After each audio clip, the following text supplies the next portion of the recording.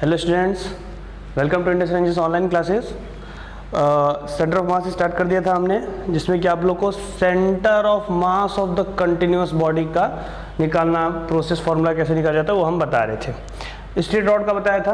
अब देखिए uniform semi circular wire पे हम लोग वर्क करेंगे कि uniform semi circular wire of radius are.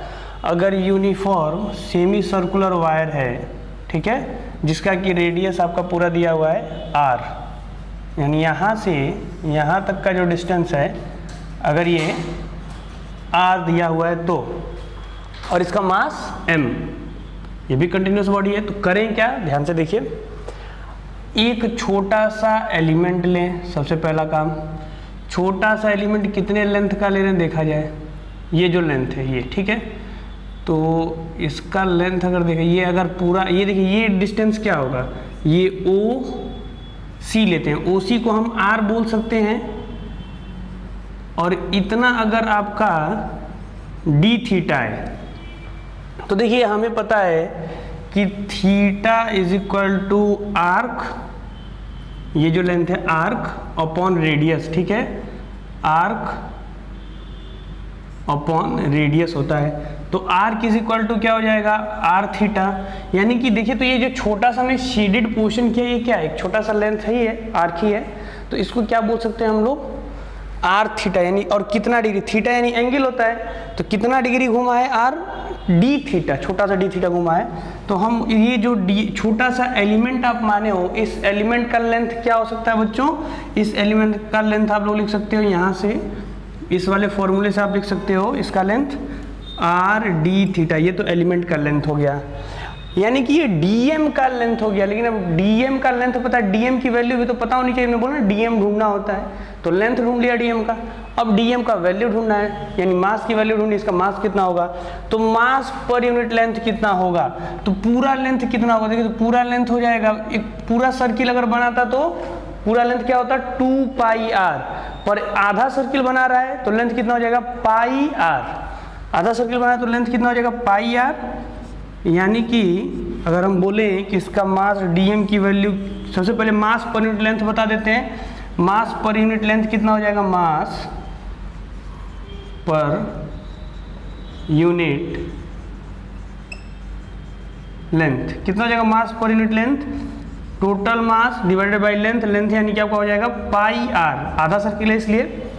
अब मास, इसका मास कितना हो जाएगा, तो इसका लेंथ डीएम का, इस छोटे से एलिमेंट का लेंथ, और इनटू मास पर यूनिट लेंथ कर दिया जाए। तो चलिए उसे कर दिया जाए। ये पाई आर, ये स्मॉल आर नहीं, सॉरी कैपिटल आर रहेगा।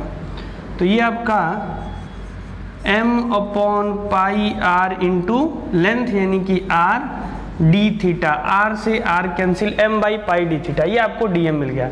अब करना है क्या, इंटीग्रेशन। किसका इंटीग्रेशन करोगे यार, ध्यान से देखो, अब किसका इंटीग्रेशन करोगे।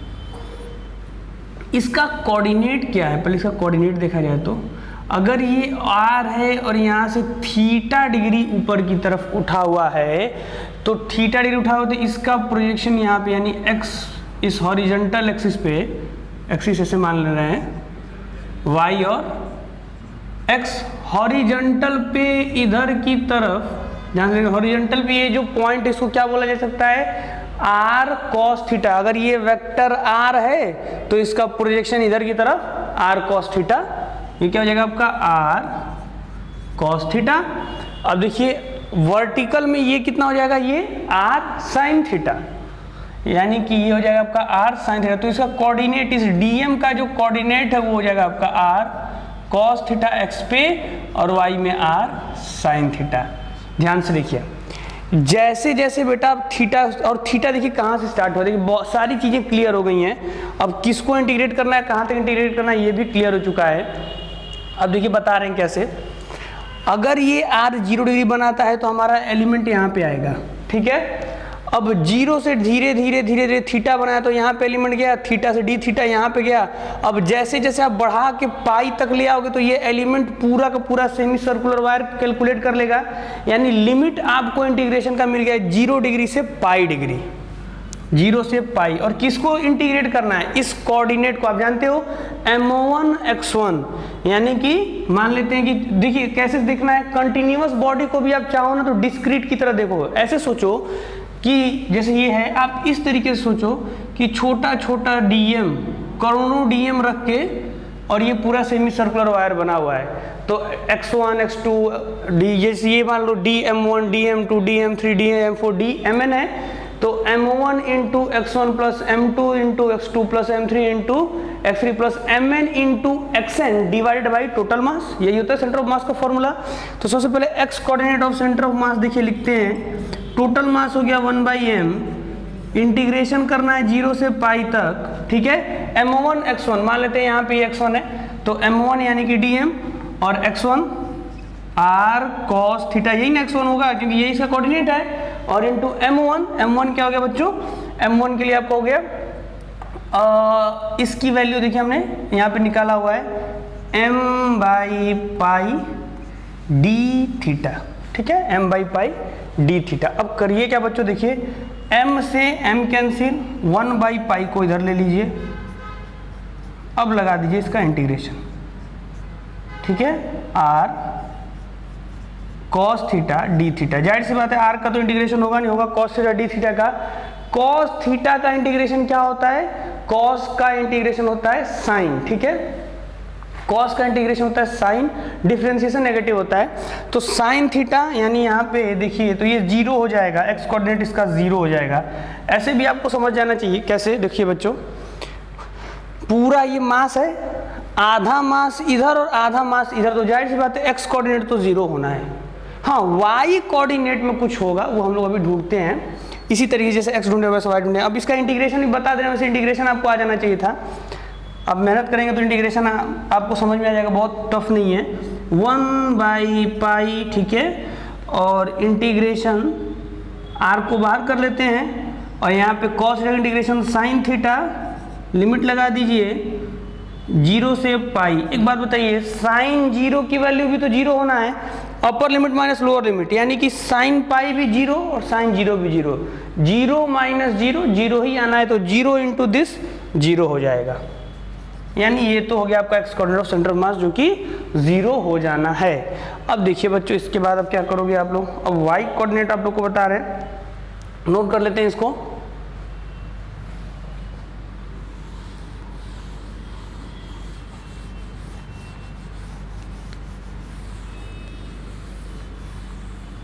सिमिलरली बच्चों, इंटीग्रेशन किसका कर दीजिए अब आप लोग। अब इसके बाद इंटीग्रेशन किसका कर देना है, y कोऑर्डिनेट का। y कोऑर्डिनेट का इंटीग्रेशन देखते हैं कैसे करते हैं। y coordinate of centre of मास, यानी कि आपका यहाँ पे इंटीग्रेशन होगा y coordinate of centre of mass 1/m integration r sign theta d theta, ठीक है, सॉरी r के साथ m, ठीक है, यानी कि मास क्या होगा, ये r के साथ dm, r dm इंटीग्रेशन ये होगा, और 0 से पाई, लिमिट वही रहेगा। अब देखिए वैल्यू इसका पुट कर दीजिए dm का 1/m इंटीग्रेशन 0 से पाई, और यहाँ पे r साइन थीटा, और देखिए जो ये d थीटा, ये जो dm की वैल्यू क्या हो जाएगा बच्चों, यहाँ पे ये आप लोगों ने जो निकाला है m/पाई, ठीक है, और ये d थीटा, यानी कि m/पाई d थीटा। यहाँ पे कंफ्यूज मत होइए, ये 2 बार पाई नहीं लिखे, ये जो पाई है वो इसका है, ठीक है, वो इसका लिमिट है, इसके साथ नहीं है। अब देखिए फिर से m से m कटा, इंटीग्रेशन किसका होगा, यहाँ पे r को बाहर ले लेते हैं, r/पाई को बाहर ले लेते हैं, इंटीग्रेशन किसका होगा 0 से pi sine theta d theta, sine theta d theta. Sine का इंटीग्रेशन माइनस कॉस थीटा होता है, यानी किसका इंटीग्रेशन हो जाएगा r/पाई माइनस कॉस थीटा, ठीक है, 0 से pi, upper limit minus lower limit.